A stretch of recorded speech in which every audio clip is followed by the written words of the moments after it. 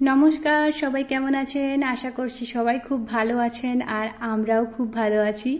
এই যে দেখো, আজকে সকালবেলা চলে গেছিলাম বরের ক্যান্টিনে, কিছু জিনিসপত্র নেওয়ার ছিল, শেষ হয়ে গেছিল তো তার জন্য। আর এই যে দেখো সাইডে সাইডে ফুল গাছ দেখে এত ভালো লাগছিল আমার, তো তার জন্য নিজেকে আটকাতে না পেরে একটু চুপিসারে একটু ভিডিও বানিয়ে নিলাম। তো বর বলছিল কি ভিডিও বানিও না, যদি তোমার ফোনটা ছাড়িয়ে নেয় আর দেবে না। তো আমি জানি না সত্যি ছাড়াতো কিনা, তবে যাই হোক চুপিচারেই ভিডিওটা করছিলাম যাতে কেউ না দেখতে পায়। আর রাস্তাটা এত সুন্দর আর কি বলবো।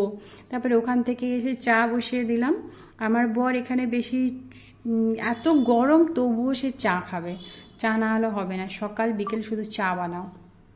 আর বাঙালির মানে তো যতই গরম পড়ুক চায়ের দোকানে তো আড্ডা হবেই, তো তার জন্য চা বানিয়ে নিলাম। আর আমার বর অবাঙালির সঙ্গে থেকে থেকে হয় না পোহা পোহা সকাল বিকেল যদি বলে, যে আমি যদি বলি যে ধুর কিছু বানাতে ইচ্ছে করে না, বলবে তুমি পোহাটা বানিয়ে ফেলো, তাড়াতাড়ি হয়ে যাবে।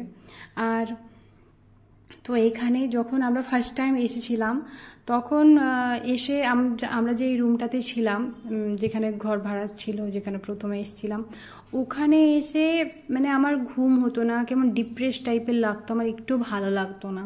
তো তার জন্য বরকে বললাম যে চলো এখান থেকে অন্য জায়গায় একটা কোথাও দেখো না।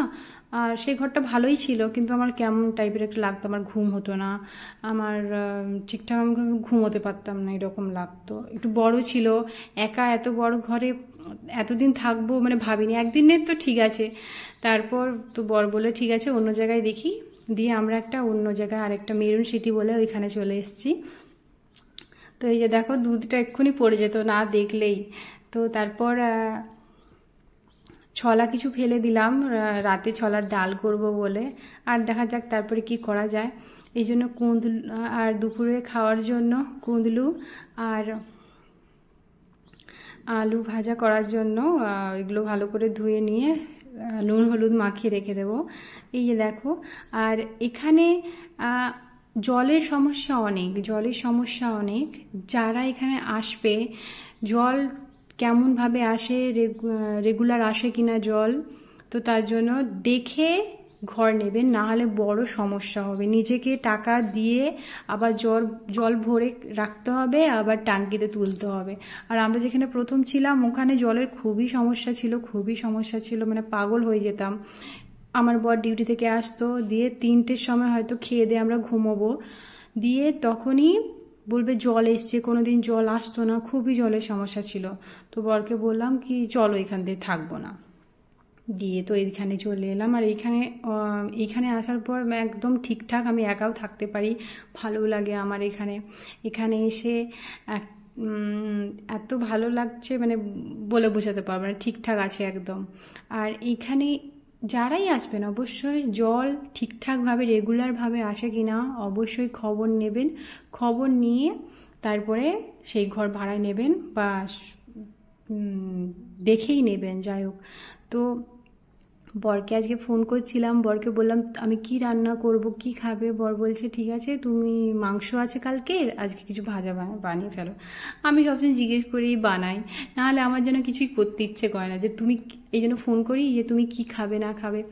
আর এই যে দেখো ভাতটা ফুটিয়ে নিয়েছিলাম, তার জন্য একটু মুছে নিচ্ছি, কারণ মা বলেছিল যে ভাত করলেই সবসময় মুছে তারপর আবার কিছু রান্না করবি, এই জন্য এটা একটা হ্যাবিট হয়ে গেছে, সেই যাই করি আমি।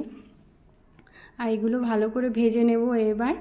আমার বর বেশি আগে সবজি খেতে একদম পছন্দ করতো না, এখন তবু খায়। আর এখানে তো সবজি টবজি কিছুই পাওয়া, মানে নিজের মতো করে যে পাবে আমি এটা চাই ওটা চাই বলে হবে না, এখানে সব রেগুলারলি ওই সব সবজি পাওয়া যায়, যেমন আলু পটল পেঁয়াজ, তারপর তোমার বেগুন উচ্ছে এইসব পাওয়া যায়, আরও কত রকমের বাঙালিদের খাবার। আর এই যে পুরুছালি আছে, পুরুছালি এরা আবার ঠান্ডা ঝিঙের মতো খায়। বাবারে, আমি এখন একজনকে বললাম যে এখানে তো আমাদের যে পুরুছালি ওটা তো শুকিয়ে গেলে আমরা এটা ইউজ করি গায়ে করার জন্য, মাখার জন্য, সাবান দিয়ে করার জন্য। তখন ওরা বলছে না আমরা তো এটা খাই, এটা তো ভালোই লাগে খেতে।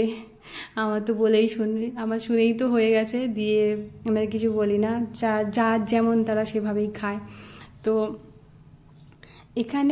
এখানে সবজির দামটা অনেক, প্রায় সবজির দামটা অনেক, কারণ ঘরে ঘরে 500 টাকা নিয়ে গেলেও অনেক সবজি চলে আসবে, শাক পাতা অনেক রকমের সব কিছু। বরকে বলেছিলাম এবারে বাড়ি গেলে তোমাকে শুধু সবজি রান্না করেই খাওয়াবো।